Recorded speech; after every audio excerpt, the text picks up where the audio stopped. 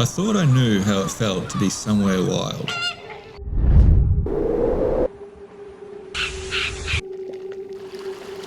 I've chased landscapes that take your breath away in the past. Places where nature decides everything and you're left with no sense of control. And travelling to the Faroe Islands solo, I expected much the same. But what I experienced was something very, very different.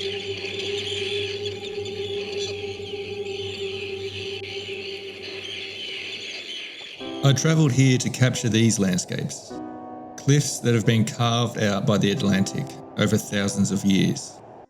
Valleys tucked between jagged peaks. For anyone who loves exploring wild places, it's impossible to ignore. But capturing them isn't as simple as just pointing the camera. To really see these islands, you have to stand on their edges. But the edges are sharp, and they stretch straight down for what seems like eternity.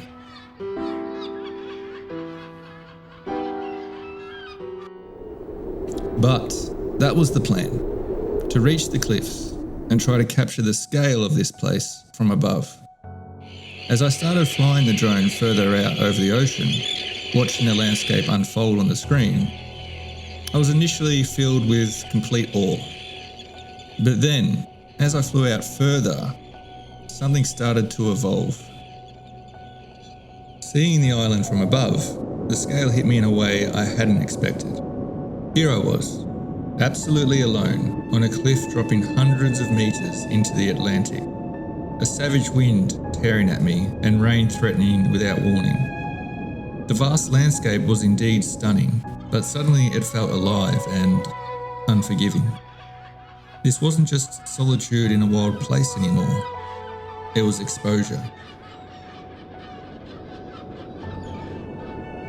Every movement here needs to be measured. For the first time, I saw the cliffs not just as a place to admire the scenery from, but as a force that demanded respect. Watching the vision from the drone above, it became clear. One misstep or break of concentration and I was done. I needed to take a step back. Maybe I have matured and have a lower risk tolerance now, but a landscape, and heights in particular, had never affected me like that before. Before the Faroe Islands, I would have considered what I was doing there as travel photography, but it feels more like an extreme sport. Every movement on those cliffs demanded my focus. The rocks are slick with rain, and the wind can become gale force in an instant. Capturing a photograph here is more than just being creative. It's an adventure and challenge in itself.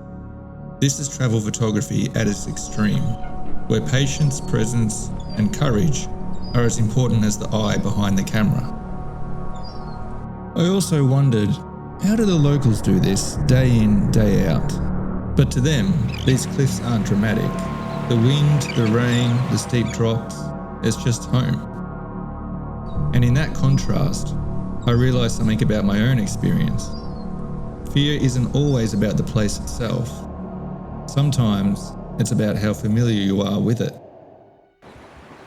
I've always been a big advocate for travel and the positive effect that it has on you, on your growth, especially when travelling the world solo.